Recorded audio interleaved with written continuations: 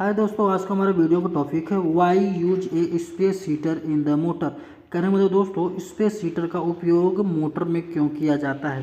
दोस्तों, इस वीडियो में मैं आप सभी लोगों को स्पेस हीटर से रिलेटेड 1 से 4 पॉइंट बताऊंगा, जिससे स्टेप बाय स्टेप आप सभी लोगों को स्पेस हीटर क्यों यूज किया जाता है क्लियर हो जाएगा। ओके दोस्तों, पहला पॉइंट ये रहेगा दोस्तों कि स्पेस हीटर किसी मोटर में क्यों यूज किया जाता है, इसके पीछे का रीज़न क्या है। दूसरा पॉइंट यह रहेगा दोस्तों कि स्पेस हीटर कैसे वर्क करता है, इसका वर्किंग प्रिंसिपल क्या है।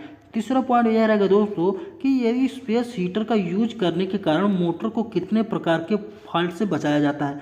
चौथा पॉइंट यह रहेगा दोस्तों कि कैसे हम डिसाइड करेंगे कि कौन से मोटर में कितने वाट का हम स्पेस हीटर हम लगाएं। ओके दोस्तों, तो चलिए ज़्यादा देर न करते हुए वीडियो को हम आगे बढ़ाते हैं। ओके दोस्तों, तो दोस्तों पहले यह जान लेते हैं कि स्पेस हीटर हमारा जो स्पेस हीटर होता है वो कैसे दिखता है। वैसे दोस्तों इसकी डिज़ाइन तो अलग अलग होती है।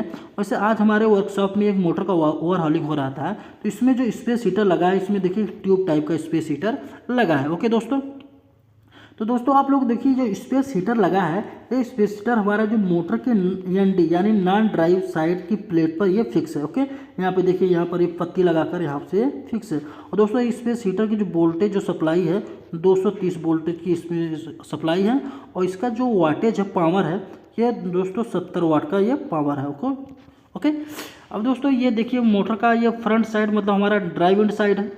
ओके, इसके पीछे हमारा नॉन ड्राइविंग साइड है। ओके, आप देखेंगे इस मोटर में कुछ स्पेस है, देखिए यहाँ पर, देखिए यहाँ पर स्पेस है। ओके, अब देख रहे हैं यहाँ पर कुछ स्पेस है। ओके, ये तो क्लियर हो गया, आप लोग स्पेस हीटर देख लिए। अब चलते हैं, जानते हैं कि स्पेस हीटर यूज क्यों किया जाता है।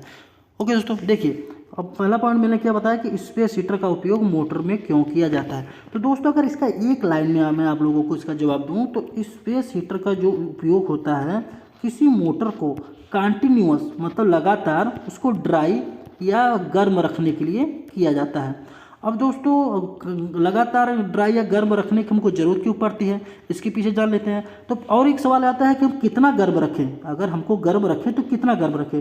तो दोस्तों जो हमारा एटमॉस्फेयर का टेम्परेचर होता है, मान लीजिए यहाँ पर हमारी मोटर लगी है। ओके, यहाँ पर मोटर लगी, इस मोटर के आउटर एयर में हमारा जो एटमॉस्फेयर का जो टेम्परेचर है, उस टेम्परेचर से मोटर की बॉडी को 5 डिग्री से 10 डिग्री अधिक गर्म रखा जाता है स्पेस हीटर के माध्यम से। ओके दोस्तों, अब ये सवाल आता है कि दोस्तों कि स्पेस हीटर का यूज हम करते ही क्यों हैं, क्यों मोटर को हम ड्राई या गर्म रखने की जरूरत क्यों पड़ती है।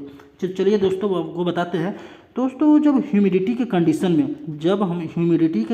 में, क्या होता है कि दोस्तों कि अगर कोई हमारी मोटर चल रही है, ओके मान लीजिए मोटर हमारी चल रही है, जब मोटर हमारी चल रही है तो इसके अंदर जो बाइंडिंग होती है, बाइंडिंग के कारण मोटर हमारी गर्म रहती है। ओके, बाइंडिंग के कारण मोटर हमारी गर्म रहती है, और जैसे ही हमारी मोटर की सप्लाई हम बंद करते हैं, मोटर को जैसे ही बंद करते हैं तो मोटर की जो बाइंडिंग है वो बाइंडिंग का जो टेम्परेचर वो डिक्रीज होता है। ओके, अब मोटर जब बाइंडिंग का टेम्परेचर डिक्रीज होता है तो क्या होता है कि यदि एटमॉस्फेयर में ह्यूमिडिटी की मात्रा अधिक है, जब दोस्तों एटमॉस्फेयर में ह्यूमिडिटी जिससे हम उमस कहते हैं, उमस की मात्रा अधिक है, तो मोटर की बॉडी के अंदर जो खाली स्पेस है उसके होने के कारण क्या होगा दोस्तों कि मोटर की बॉडी के अंदर कंडेंसेशन, जिसे हम कहते हैं कि वाष्पीकरण की क्रिया चालू हो जाती है, और इस वाष्पीकरण की क्रिया के कारण दोस्तों मोटर की बॉडी के अंदर मॉइस्चर बनने लगते हैं। उस मॉइस्चर के कारण क्या होता है दोस्तों, कुछ ड्रॉपलेट्स बनने लगते हैं। ड्रॉपलेट्स मतलब पानी की बूंदें बनने लगती हैं। अब वो पानी की बूंदें दोस्तों हमारी जो मोटर की बाइंडिंग है उसके कांटेक्ट में आता है, उस पानी की बूंदें जो मोटर की जो बेयरिंग उसके कांटेक्ट में आता है, और उस पानी की जो बूंदें हैं दोस्तों मोटर का जो टर्मिनल बॉक्स होता है जहाँ हम कनेक्शन करते हैं RYB उसके कांटेक्ट में आता है, जिससे कई प्रकार के फॉल्ट वो क्रिएट करता है। अब दोस्तों क्या करें कि अब ये जो प्रॉब्लम ही ना हो, तो इसके लिए दोस्तों स्पेस हीटर यूज किया जाता है। अब स्पेस हीटर क्या करता है कि जब हमारी मोटर बंद हो जाती है तो स्पेस हीटर मोटर को जो एटमॉस्फेयर का टेम्परेचर है उससे 5 डिग्री से 10 डिग्री अधिक पर गर्म रखता है, जिससे कंडेंसेशन या वाष्पीकरण की क्रिया नहीं होती।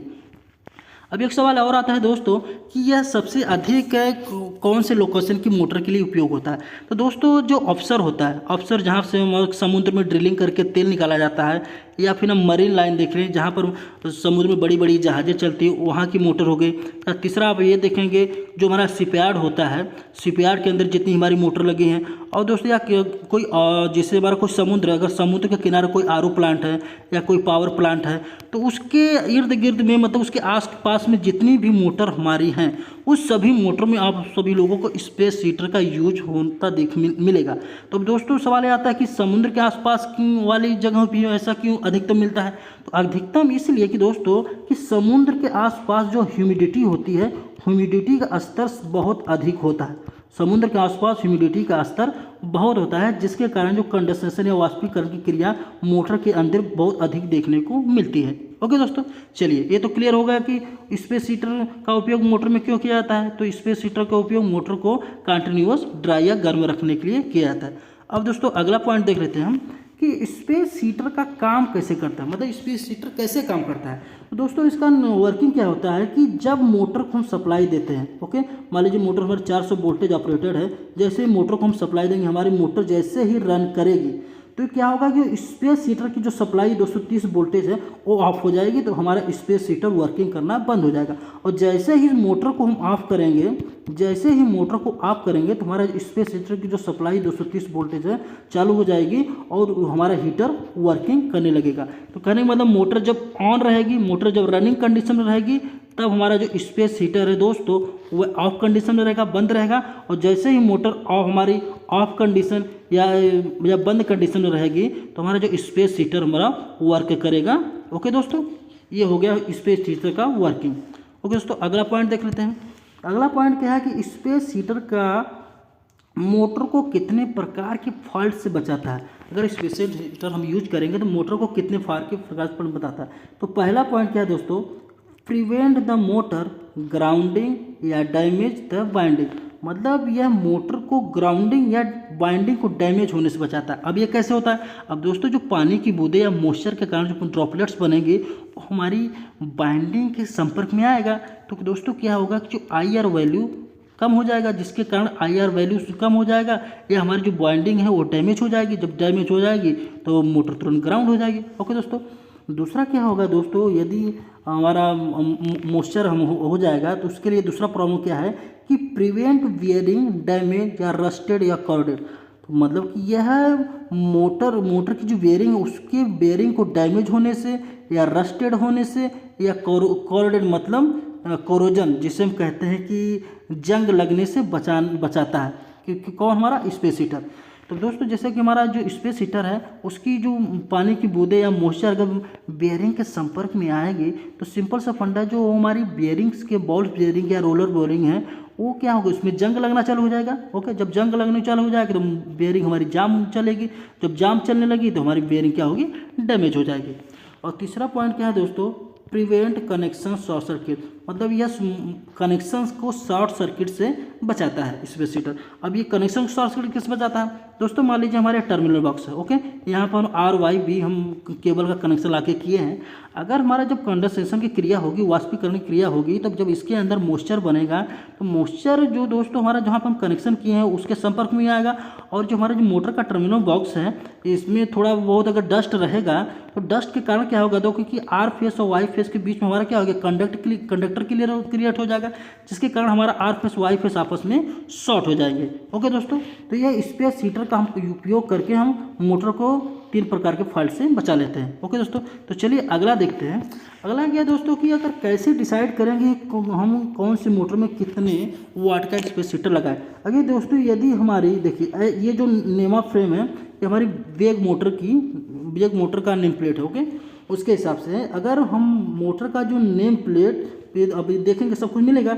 यदि मोटर का फ्रेम साइज अगर 143 से 155 है तो अब 5 है और मोटर का वोल्टेज 110 से 127 वोल्टेज है, नहीं सॉरी, अगर मोटर का जो फ्रेम है 143 से 145 है तो आपको क्या करना पड़ेगा, 110 से 127 वोल्टेज का और 9.2 से 12 वाट का आपको स्पेस हीटर लगाना पड़ेगा। आप समझ रहे हैं। अगर वैसे आपका फ्रेम साइज आपका 182 से 184 हो गया तो क्या होगा कि आपको 110 से 127 वोल्ट का लगाना पड़ेगा। और आपका पावर कितना उठ रहा है, कितना स्पेस हीटर का, 18 से 25 वाट। तो ये अगर जब लगाएंगे तो 22 अंश सेंटीग्रेड का मतलब टेम्परेचर देगा। देखिए अगर ये लगाएंगे तो 11 अंश सेंटीग्रेड टेम्परेचर। तो ये मोटर की जो फ्रेम है उस फ्रेम से हम डिसाइड कर लेंगे कि इस मोटर में कितने हम पावर का और कितने वोल्टेज का स्पेस हीटर हम लगाएं। ओके दोस्तों, तो दोस्तों ये था स्पेस हीटर हम क्यों यूज करते हैं इंडक्शन मोटर में। तो यदि दोस्तों ये वीडियो अच्छा लगा तो प्लीज़ वीडियो को लाइक कीजिएगा, चैनल पर नए विजिट कर प्लीज़ चैनल को सब्सक्राइब करके सपोर्ट कीजिए। दोस्तों आज के लिए बस इतना है, मिलते हैं नेक्स्ट टॉपिक में, तब तक के लिए धन्यवाद, जय हिंद।